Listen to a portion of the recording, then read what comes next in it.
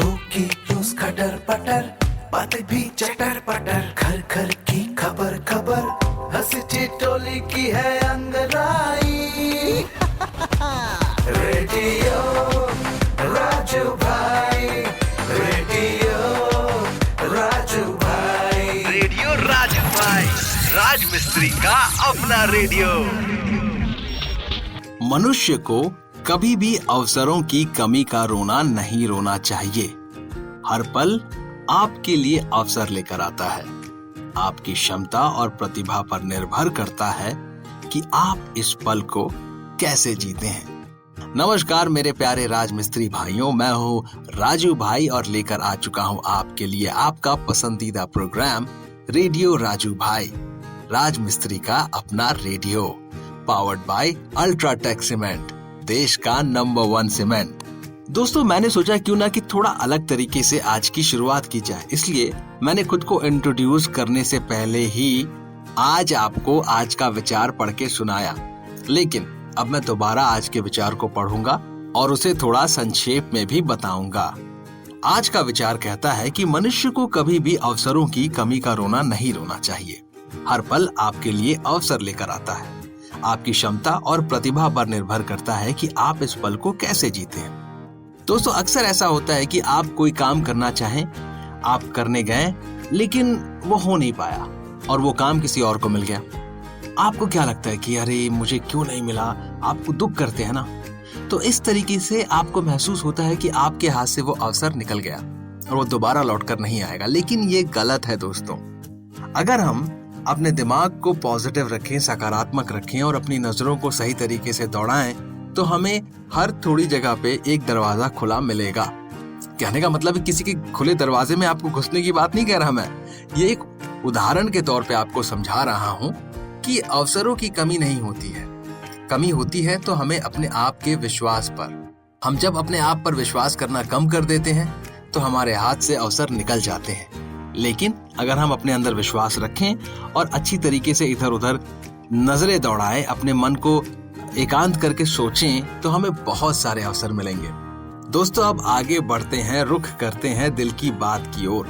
और आज दिल की बात में मैं आपको एक बहुत जरूरी बात बताने वाला हूँ दोस्तों। आज मैं आपको बताने वाला हूँ कि बच्चों को आत्मनिर्भर बनाने के 6 सुनहरे नियम कौन कौन से हैं। जी हाँ, कैसे आप अपने बच्चों को आत्मनिर्भर बना सकते हैं। कौन सी ऐसी बातें हैं जो आप अपने बच्चों को सिखाएंगे तो वो बड़े होकर आत्मनिर्भर बनेंगे।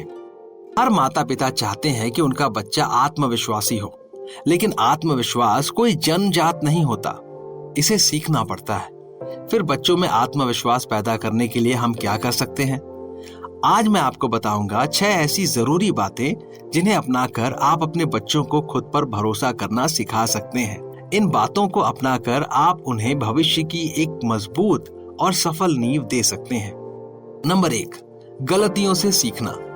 बच्चों को सिखाएं कि गलती करना कोई बुरी बात नहीं है। गलतियों से सीखना ही असली सफलता की कुंजी है।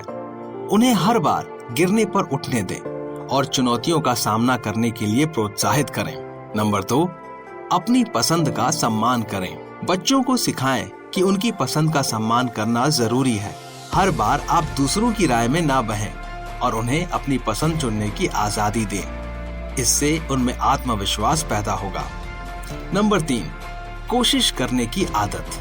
बच्चों को सफलता के साथ साथ असफलता का सामना करना भी सिखाएं। उन्हें समझाएं कि हर काम में सफलता की गारंटी नहीं होती, लेकिन कोशिश जरूर करें। हर कोशिश उन्हें मजबूत बनाएगी। नंबर 4, खुद की तारीफ करना। बच्चों को उनकी उपलब्धियों के लिए खुद की तारीफ करना सिखाएं। इससे उनमें आत्मसम्मान की भावना पैदा होगी। उनकी तारीफ करें, लेकिन बनावटी तरीके से नहीं, बल्कि उनकी मेहनत का सम्मान करें। नंबर 5, दूसरों की मदद के लिए तैयार रहें। बच्चों को दूसरों की मदद के लिए तैयार रहना सिखाएं। इससे उनमें सहयोग की भावना पैदा होगी और दूसरों के सम्मान के साथ उनका आत्मविश्वास भी बढ़ेगा। नंबर 6, सकारात्मक सोच अपनाना। बच्चों को सकारात्मक सोच अपनाना सिखाएं। उन्हें सकारात्मक नजरिए से परिस्थितियों का सामना करना सिखाएं। इससे उन्हें मुश्किलों का सामना करने का प्रोत्साहन मिलेगा। आप बच्चों को रोजमर्रा की जिंदगी में इस सीख को शामिल करके उनमें आत्मविश्वास पैदा कर सकते हैं। याद रखें, बच्चों को आत्मनिर्भर बनाने के लिए उनका साथ देना और उन पर भरोसा करना बहुत जरूरी है। ऐसा नहीं है कि आप कोई चीज बच्चों को सिखाना शुरू करें तो वो तुरंत सीख जाए। वक्त लगेगा।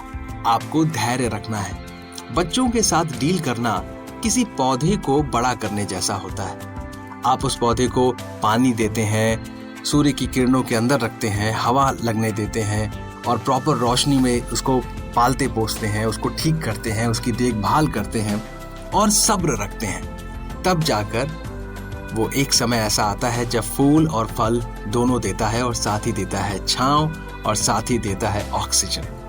तो बच्चों के साथ भी ऐसे ही पेश आए, धैर्य के साथ पेश आए। दोस्तों आगे बढ़ते हैं। कहानी का वक्त हो चला है। अब मैं आपको एक कहानी सुनाता हूँ। इस कहानी से हम सीख भी हासिल करेंगे। कहानी का नाम है ईश्वर बड़ा दयालु है। एक माली और एक राजा की कहानी है ये। एक राजा ने राजमहल के पास ही फलों के बागीचे का निर्माण करवाया, जिसकी देखरेख के लिए एक माली को रखा। वह माली अपने परिवार के साथ बागीचे की देखभाल करता और हर रोज ताजे फल राजमहल ले जाकर राजा के सामने रख देता। एक दिन माली ने देखा अमरूद, अंगूर, बेर और नारियल पक कर तैयार हो रहे हैं। माली सोच में पड़ गया कि आज महाराज को कौन सा फल खाने के लिए ले जाना चाहिए। कुछ देर यूं ही पके फलों को निहारने के बाद माली ने सोचा, क्यों ना आज राजमहल अंगूर लेकर जाएं। उसने अंगूर की टोकरी भर ली और राजमहल में राजा के सामने पहुंच गया। राजा अपने किसी निजी विचारों में खोया हुआ था। माली ने रोज की तरह टोकरी ले जाकर राजा के सामने रख दी और पलटकर कुछ दूर जा बैठा। ख्यालों ख्यालों में ही राजा टोकरी से एक अंगूर उठाकर अपने मुंह में डालता और दूसरा सामने बैठे माली की ओर फेंकता, जो सीधे जाकर माली के माथे पर लगता। जब भी अंगूर माली के माथे पर लगता तो माली के मुंह से कुछ शब्द निकलते, ईश्वर बड़ा ही दयालु है। हर बार राजा और जोर से फेंकता, माली फिर कहता, ईश्वर बड़ा ही दयालु है। कुछ देर बाद राजा को अभ्यास हुआ कि वह यह क्या कर रहा है और प्रत्युत्तर क्या आ रहा है। राजा अपनी वास्तविक मुद्रा में बैठ गया और माली से पूछने लगा, मैं तुम्हें बार बार अंगूर मार रहा था और फिर भी तुम यही कहे जा रहे थे, ईश्वर बड़ा ही दयालु है, क्यों? माली ने हाथ जोड़कर विनम्रता पूर्वक कहा, महाराज, आज बागीचे में नारियल, अमरूद और बैर भी पककर तैयार थे, लेकिन मुझे लगा कि आज क्यों ना अंगूर ले चलूं। यदि आज मैं आपके लिए अमरूद, बैर या फिर नारियल लेकर आया होता तो इस समय मेरी स्थिति क्या होती। इसलिए मैं हर बार कह रहा था, ईश्वर बड़ा ही दयालु है। अब राजा को भी अपनी गलती का एहसास हो चुका था। तो दोस्तों, इस कहानी से हमें क्या शिक्षा मिलती है? इस कहानी से हमें यह शिक्षा मिलती है कि ठीक इसी प्रकार ईश्वर भी हमारी मुश्किलों को सहज में ही आसान बना देता है, किंतु फिर भी हम ईश्वर को दयालु कहने की बजाय दोष देने से नहीं चूकते हैं। मैं आपको और थोड़ा विस्तार में समझाता हूँ। दरअसल जब भी हम किसी कठिन परिस्थिति का सामना करते हैं तो हमें ये सोचना चाहिए कि ईश्वर ने जिस परिस्थिति को आपके सामने ला खड़ा किया है उससे आप और मजबूत बनेंगे। हो सकता है कि परिस्थिति इससे भी ज्यादा गंभीर हो सकती थी, मगर ईश्वर की कृपा से वो परिस्थिति वैसी नहीं है, बल्कि कोई और परिस्थिति है। दोस्तों, उम्मीद करता हूं कि आपको कहानी और दिल की बात से बड़ा मजा आया होगा, बहुत कुछ समझ में आया होगा, आपको अच्छा लगा होगा। अब मैं लेने वाला हूं इजाजत, लेकिन उससे पहले आप सभी राजमिस्त्री भाइयों के लिए एक संदेश। केवल अल्ट्राटेक सीमेंट का ही इस्तेमाल करें, क्योंकि बढ़िया काम तो बढ़िया नाम। और हाँ दोस्तों, मैं भूला नहीं हूँ कि रोचक तथ्य सुनना चाहते हैं आप, तो आज का रोचक तथ्य ये है दोस्तों कि धरती पर हर मिनट, इस पूरी धरती पर, पृथ्वी पर हर मिनट 6000 बार बिजली गिरती है। सोचिए, हर एक मिनट में 6000 कहीं ना कहीं ऐसे बिजली गिर रही है। पृथ्वी इतनी बड़ी है कि हम हर जगह का अंदाजा नहीं लगा सकते, मगर फिर भी साइंटिस्ट लोगों ने ये अंदाजा लगा के इस चीज का निष्कर्ष निकाला है कि हर मिनट धरती पे 6000 बार बिजलियां गिरती हैं। दोस्तों, इससे पहले कि किसी के ऊपर कोई बिजली गिरे, मैं लेता हूं आप सभी से इजाजत। हम मिलेंगे अगले एपिसोड में नई बातचीत के सिलसिले के साथ। अपना ख्याल रखिए और मुझे इजाजत दीजिए। शुक्रिया दोस्तों। रेडियो राजू भाई, रेडियो राजू भाई। रेडियो राजू भाई, राज मिस्त्री का अपना radio. Brought to you by Ultratech Cement.